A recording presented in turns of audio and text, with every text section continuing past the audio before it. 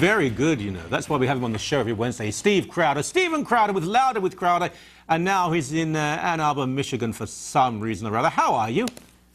I am cycling in Ann Arbor, Michigan, doing well. Thank you, Mike. By Skype, of course, because you're all over the world and we catch you where we can. Let's just begin briefly with a Canadian story, but we're selling to the Chinese. Now, the reason we have this relationship now with the Chinese, and I have enormous problems with it because at some point they're going to turn around and want something, but we're trading with the Chinese, principally, though, when it comes to oil, because President Barack Obama, peace be upon him, won't play ball. He won't do business with Canada because he has this anti-oil, anti-pipeline fetish. What have you got to say for your country, sir? Well, I can say something for both countries, being both Canadian and American. Firstly, listen, I actually knew the person who broke the Keystone Pipeline story initially. It was someone named Kathy Shadle. You actually may have had her on this network who writes at a website, 5 Feet of Fury. She's on every Wednesday, and she was on earlier this show. Oh, really? Okay, yeah. I love Kathy. Yeah, this is really in her realm of expertise as far as the Keystone issue. But here's the thing. People want to break it down into China, into the United States, into Canada. Here's what it really comes down to. Either the United States is open for business or it's not. And the policies from Barack Obama have been bad for business across the board, whether that's you're a small business owner building textiles or you're in the oil industry. And it's so much easier to vilify big oil. And that's what Barack Obama did, is vilified big oil. And that was his excuse for really shutting this down, not shutting it down, but from the United States perspective, not buying from Canada. And the only people that hurts are Americans and, of course, the people who work in the oil industry in Canada. The people who benefit, of course, are people we don't necessarily want benefiting. And I don't know how else to say this in a way that doesn't sound racist, but the Chinese. Now, when I say the Chinese, I don't mean Chinese people because, God bless them, I love them, they make great dumplings. I mean, obviously, the economic superpower we're talking about in a country that is very unstable. Yeah, and look, it's post-communist. It's a form of fascism now. And I mean, I don't think I'm being hysterical when I use that word, but you have a very powerful militarized state, nationalism, and all sorts of foreign expansion. I hope they do change, but I have my doubts about it. Well, I don't think they can. I don't think they can. And this whole idea that, listen, China's going to be the next superpower, and you have some people who say this, I don't think they can because of a fundamentally godless country. And you can't have people who are building American electronics, sending over this kind of technology that they'll never be able to use without people in that lower working class finally saying, wait a second, we build these things, we send them over to the land of really, really cool stuff, and we're ruled over by jerks. Why don't we get to live in a way that is decent in a new world? And sooner or later, that has to happen. It has to change. So that's why I don't necessarily buy into the China hype that you see in all these jokes that are referred to as business networks in both Canada and the United States. Mm-hmm.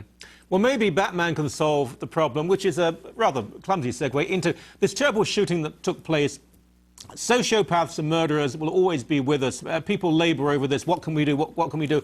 Frankly, there's nothing we can do. A free, open society will always contain some very ugly people who will want to cause harm, but thank God there aren't many of them.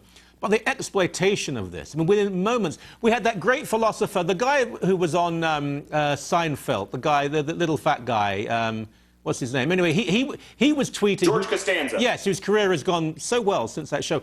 He was tweeting why we have to have gun control. All of these actors coming forward to say we need more gun control. I don't think we need gun control. We need psychopath control. Right. Yeah. Well, firstly, why don't George Costanza, Jason Alexander... Why don't you implement gun control with your bodyguards? That's the thing, is these people live in an elitist world. They don't understand what goes on in mainstream America. They're completely out of touch. They see it as flyover country.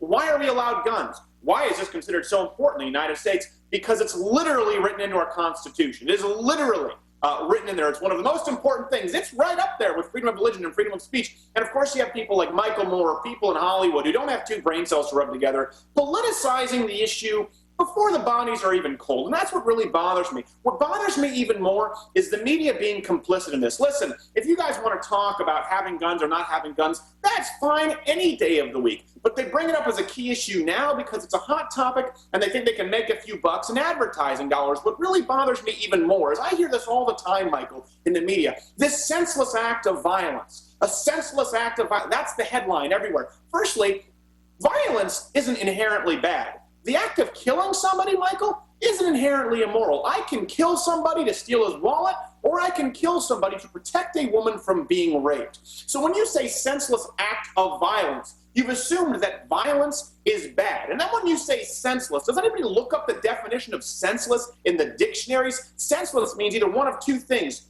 foolish and stupid, or meaningless. This was neither of those things. It wasn't a stupid act. It wasn't a meaningless act. This was not a senseless act of violence. This was a premeditated, calculated act of evil. Now, when you get into that territory, you have to say calculated act of evil. The media is not comfortable with that because that breaks down the parameters of moral relativism that they set up for themselves nowadays. You have to acknowledge at some point that there are people out there who are evil, regardless of gun laws. When you started off with senseless act of violence, well, you're lying to the people who are watching your networks, you're lying to the people who are reading your papers, or you're just a dummy.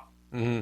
You know, of all things, last night, a couple of my kids are watching, was it 21 Jump Street or something, which is a very unfunny movie full of foul language, but endless gunplay, endless gunplay. I find it deeply ironic that the very celebrities who say we must have more gun control make movies glorifying gun use and glorifying criminals and drawing a line which is very blurred between good and evil. It's a strange world, but probably stranger under Barack Obama. Again, peace be upon him, than it was before. Hey, always a pleasure having you on the show, my friend. You look lovely in pink, or maybe it's salmon. I don't want to argue about it. You take care of yourself. Thank you. Thank you, sir.